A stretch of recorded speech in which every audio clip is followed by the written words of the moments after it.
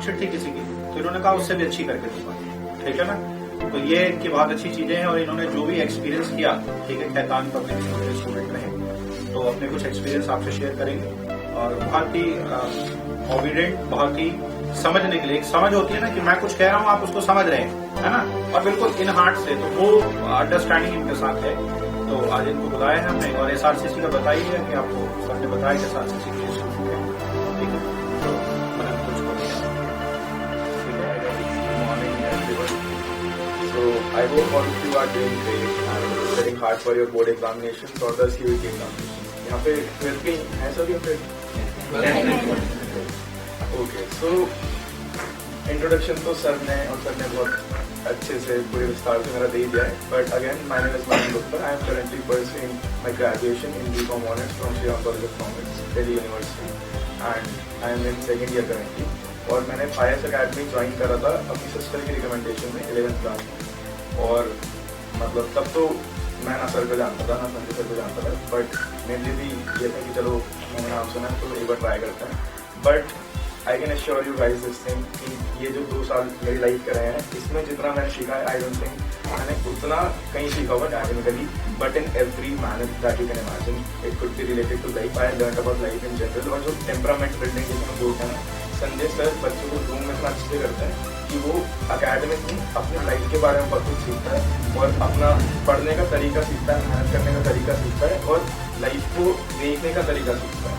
तो मैं ये समझता हूँ कि पढ़ाते तो मैं हर कोई देगा, 12th क्लास के बहुत सारे टीचर्स तुम्हें मिल जाएंगे, बट संजय सर जिस तरीके से बच्चों के साथ रिलेशन बनाते हैं, उनको जिस तरीके से गाइड करते हैं, उनके साथ जो what remains after education is that like what remains after your school life is the things that were taught by the teachers which are beyond academics. तो संजय सर की एक बात जो मेरे को शुरू से बहुत ज़्यादा इंटरेस्ट है कि वो बच्चों को इस तरीके से गाइड करते थे कि तुम्हें 12th के बाद अपनी लाइफ में क्या करना है. तो आज भी मेरे को लाइफ में कभी भी कोई भी प्रॉब्लम होती है, मैं हमेशा सबसे पहले मेरे मन में यही थॉट आते कि जाके संजय सर से बात करना.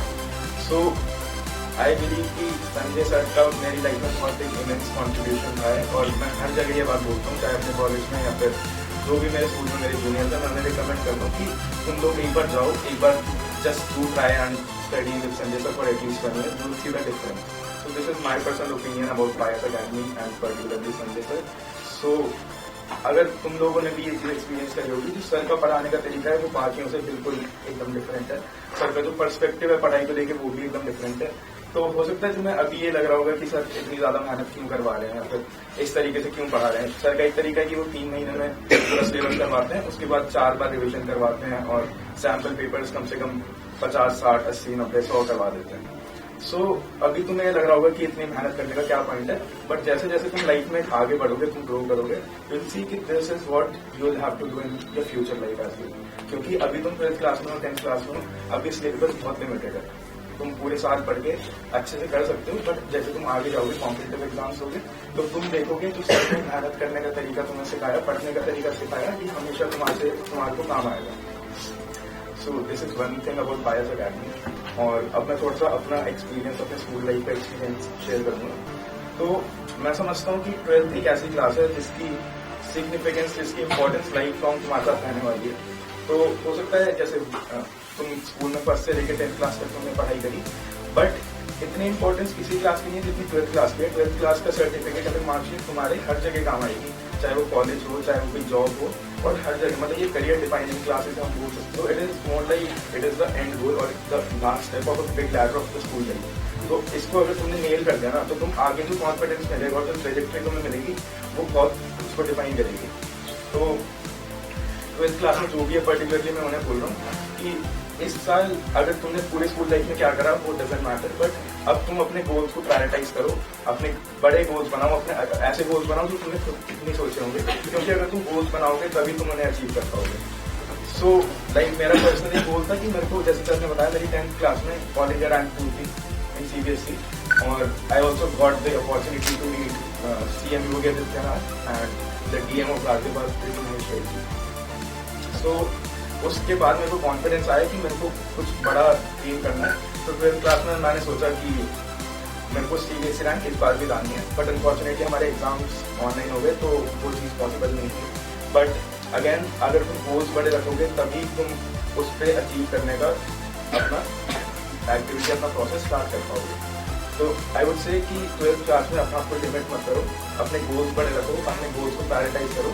सो what I would recommend is just prioritize your goals in class 12 और अभी बाकी सब चीज़ें छोड़ दो। जैसे सर भी कहते हैं इस टाइम डिस्ट्रैक्शन बहुत सारी होती हैं, जैसे इंस्टाग्राम पे फोटो डालने में हर किसी को मजा आता है। फोटो डालना तो ठीक है, उसके बाद उसमें लाइक चेक करना, तो पूरे दिन हम वही देखते हैं कि किसने लाइक करा, किसने कमेंट करा, और जो डोपामाइन रश होता है उस टाइम वो होता है, वो सबके साथ होता है, मेरे साथ भी होता है। बट अब सर ने ये बात कही थी कि तुम आज एक फोटो डाल रहे हो अपनी नॉर्मल, और इस दिन 12 के बाद जब तुम टॉप मारोगे, तुम कंट्री में रैंक लेके आओगे, उसके बाद जब अपने मार्कशीट के साथ फोटो डालोगे तो उसकी सेटिस्फेक्शन जो होगी वो अलग होगी। तो जब तक तुम कुछ अचीव करके दुनिया को दिखाते हो उसकी सेटिस्फेक्शन बहुत अलग होती है। ये मैं अपने पर्सनल एक्सपीरियंस से बता रहा हूँ। और एक बार जब तुम कुछ बड़ा कर लेते हो उसके बाद there is no going back, पर तुम्हें लगता है कि अब लाइफ में और बड़ी चीजें भी अचीव करनी है। और उसके बाद दूसरा मैं मानता हूँ कि ये 12th क्लास एक ऐसा टाइम है जहाँ पे you should learn how to effectively manage your time. तो टाइम की कमी तुम्हें अभी फील नहीं होती होगी, but as you progress in life you will see that time is not something which is very adequate with you guys. Time की हमेशा तुम पे कमी रहेगी, और अगर तुमने टाइम मैनेजमेंट जल्दी सीख ली तो तुम्हारे बहुत अच्छा रहेगा आगे जाके भी।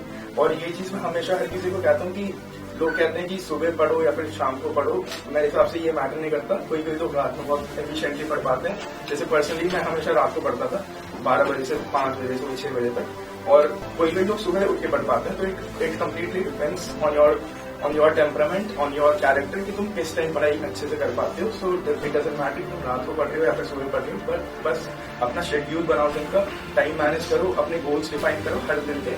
एक होता है पर्सपेक्टिव, लॉन्ग टर्म पर्सपेक्टिव गोल कि मेरे को इस कॉलेज में जाना है या फिर मेरे को सीए बनना है, मेरे को यूपीएससी क्रैक करना है, और एक होता है तुम्हारे शॉर्ट टर्म टारगेट्स कि मेरे को 3 महीने पूरा करना है। तो लोग कहते हैं कि तुम कितने घंटे पढ़ते थे, इट डजंट मैटर तुम कितने घंटे दिन के पढ़ते हो, ऑल दैट मैटर्स इज जो तुम्हारा डेली बेसिस पे टारगेट है वो कंप्लीट हो रहा है एट द एंड या फिर नहीं हो रहा है। तो this was about time management. और उसके अलावा थोड़ा सा मैं ध्यान देना चाहूँगा apart from the academic things जो होती हैं।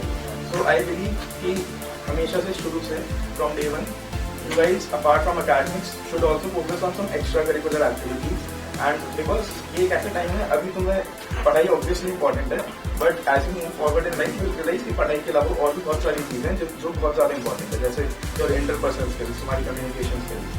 कोई एक म्यूजिक इंस्ट्रूमेंट पकड़ सकते हो, like I personally play the flute, तो उससे मेरे को बहुत हेल्प हुई। वो एक ऐसी चीज़ है जिससे तुम्हें पढ़ाई में भी हेल्प होती है, तुम्हें एक रिकग्निशन मिलती है। कॉलेज में लोग मेरे को इतने जानते हैं कि ये बांसुरी बजाता है, और like anything, like also I was the head boy of my school, तो मैंने बहुत सारे उस कैपेसिटी में इवेंट्स ऑर्गेनाइज कराए और लोगों से बात करी। तो ये सब काम तुम्हें आगे जाके काम आते हैं। जैसे अभी मैं कॉलेज में हूँ तो I try to be a part of everything, but at the same time not compromising with my academics. So just make sure कि तुम्हारे एकेडमिक्स में कॉम्प्रोमाइज ना हो कोई नहीं, बट तुम बाकी चीज़ों में थोड़ा इन्वॉल्व हो। जैसे सर ने कहा कि मल्टी डायमेंशनल पर्सनैलिटी हमेशा तुम्हें लाइफ में काम आएगी, क्योंकि मार्क्स कहीं ना कहीं अभी तुमसे बहुत ज़्यादा पूछेंगे, बट एट द एंड जब तुम आगे अपने लाइफ में प्रोग्रेस करोगे तो तुम्हारी सक्सेस डिपेंड करेगी कि how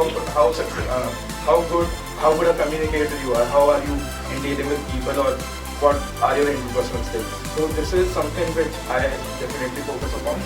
और उसके अलावा मैं बस यही बोलूँगा कि अभी जो तुम्हारा टाइम है तुम अपने प्राइम एज में हो, और इस टाइम को बिल्कुल वेस्ट मत करो। जैसे वीर ने भी बिल्कुल सही कहा कि कुछ चीज़ें इस टाइम छोड़नी पड़ेगी, पर तुम्हें उसका फायदा बाद में जाके दिखेगा कि उस टाइम हमने वो सैक्रिफाइस करा तो आज हम इस पोजीशन पे हैं। तो अब्दुल कलाम सर भी ये कहते थे, APJ अब्दुल कलाम, कि a person with no goal is a person wasted, मतलब जिसका गोल नहीं है वो बेकार है, वो लाइफ में कुछ नहीं कर सकता। तो इस टाइम अपने गोल्स पे फोकस करो, आगे जाके जब तुम एक अच्छी जगह पहुंच जाओगे तब तुम्हें रियलाइज होगा कि उस टाइम जो हमने सैक्रिफाइसेस करे उसका हमें पे बैक आज मिल रहा है, उसका रिवॉर्ड आज मिल रहा है। और जो सोशल रिकग्निशन होती है, जो दूसरे लोगों से वैलिडेशन होती है, जो दूसरे लोग तुम्हारे लिए अच्छा बोल रहे हैं, उससे बड़ा रिवॉर्ड मेरे हिसाब से कोई नहीं होता, और उससे बड़ा मोटिवेटर भी कोई नहीं होता।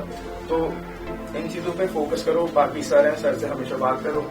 मैं आज भी सर से हमेशा कनेक्टेड रहता हूँ, जो भी मेरे लाइफ में कभी भी कोई डिलेमा, कोई प्रॉब्लम आती है मैं सर से शेयर करता हूँ। वो हमेशा मेरे को बेस्ट सॉल्यूशन देते हैं, क्योंकि वो मेरे से बहुत ज्यादा एक्सपीरियंस है इस फील्ड में। और सर की बात मानो, अभी तुम्हें हो सकता है ये लग रहा हो कि सर तो हमें ऐसी कुछ भी मेहनत करवाते रहते हैं बस, बट सर जो करवा रहे हैं there is a bigger purpose for that, और वो तुम्हें आगे के लिए प्रिपेयर करना। पूछो कोई क्वेश्चन है? रैंडम क्वेश्चन, ऐसा नहीं कुछ हमने मनन को सिखा दिया। तो मैं इनकी बातों से तो लग गया होगा कि हम सिखा तो कुछ नहीं सकते, है ना। ये जो उन्होंने बोला हो कुछ ही बोला होगा, क्योंकि बच्चे होते हैं ना स्क्रिप्टेड है, स्क्रिप्टेड कुछ नहीं है। हाँ, पर बच्चे आज तारीफ कर रहे हैं, मुझे थोड़ी शर्म आ रही है। चलो बच्चों, एक मनन के लिए जोरदार क्लैपिंग।